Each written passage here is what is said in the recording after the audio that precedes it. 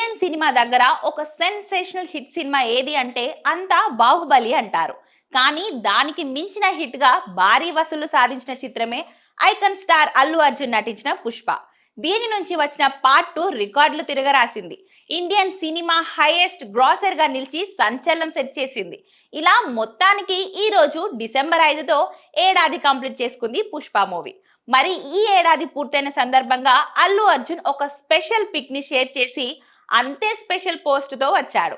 Pushpa 2 climax portion లో దర్శకుడు సుకుమార్ తో డిస్కస్ చేస్తున్న పిక్ ని తాను పంచుకొని పుష్ప చిత్రం కోసం 5 ఏళ్లు తన శ్రమ అలానే మొత్తం సినిమా యూనిట్ తో ప్రయాణం ఎప్పటికీ మర్చిపోలేనిదని పుష్ప 2 సెన్సేషనల్ సక్సెస్ తో పంచుకున్నాడు.